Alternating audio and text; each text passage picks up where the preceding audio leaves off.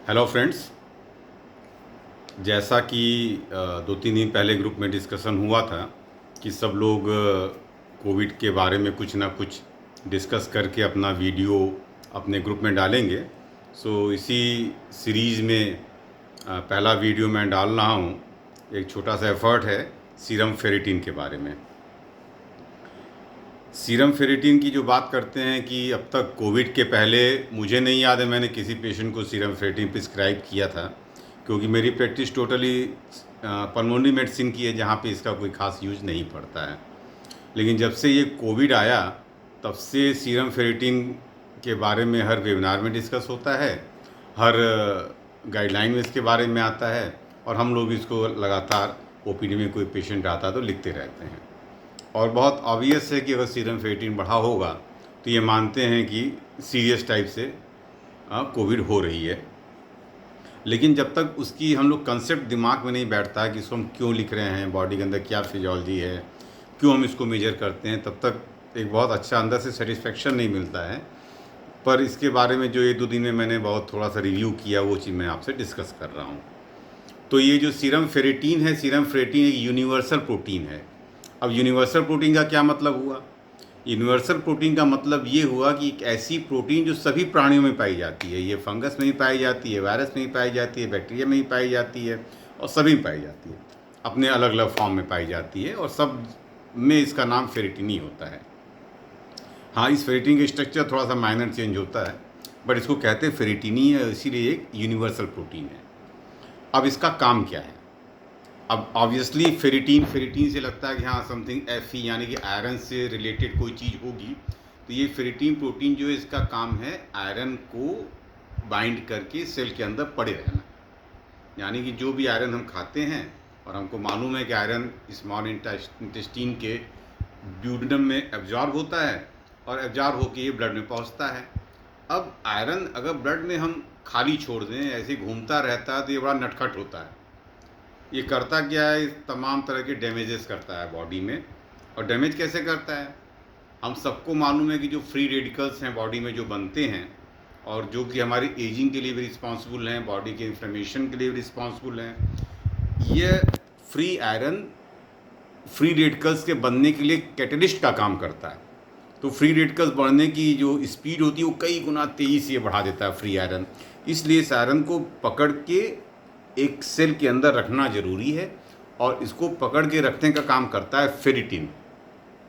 तो फेरिटिन ही आयरन को पकड़ के, संभाल के, बाइंड करके अपने सेल के अंदर चुपचाप पड़ा रहता है।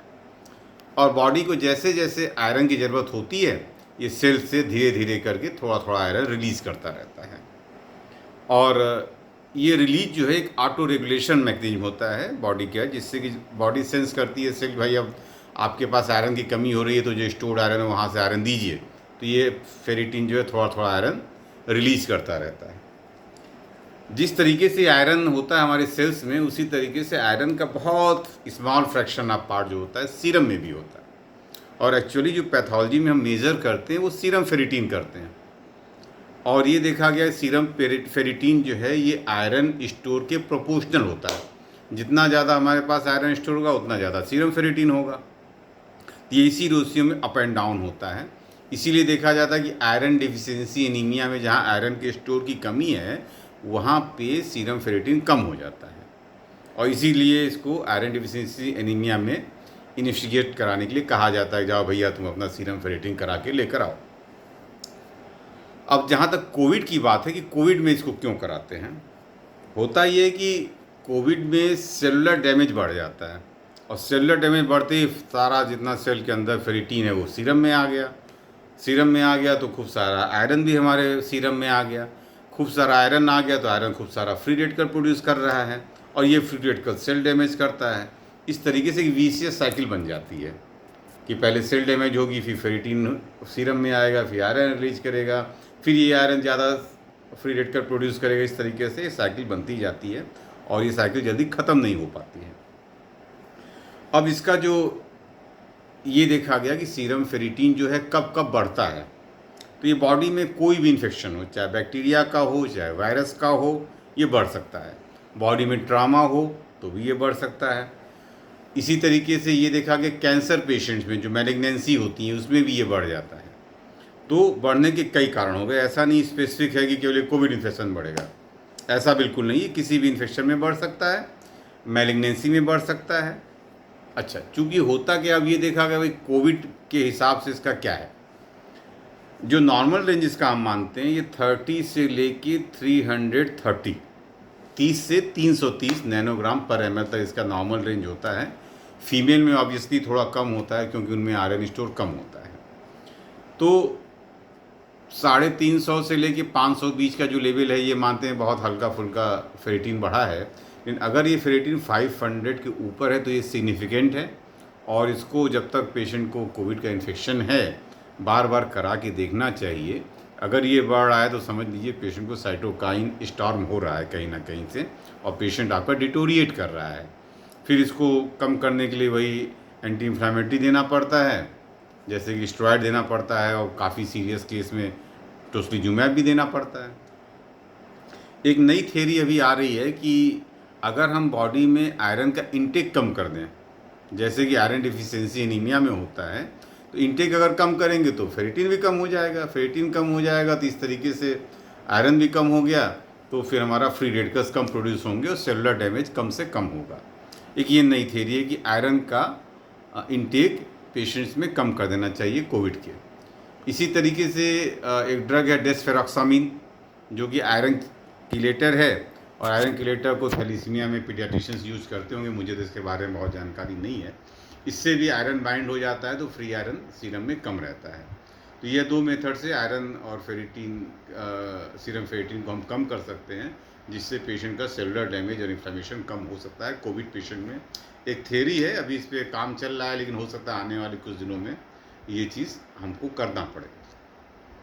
अब जहाँ तक कोविड का सवाल है, तो ये देखा गया कि कोविड के पेशेंट्स में 5वें से 7वें दिन के बीच में सीरम फेरेटिन, जैसे कि सारे इन्फ्लामेटरी मार्कर्स 5वें दिन के बाद ही बढ़ते हैं, क्योंकि पहला 5वां दिन तो वायरीमिया का होता है, और इन्फ्लेमेशन जो बॉडी का होता है वो 5वें 7वें दिन के बाद शुरू होता है। उसी समय सीरम फेरेटिन बढ़ता है।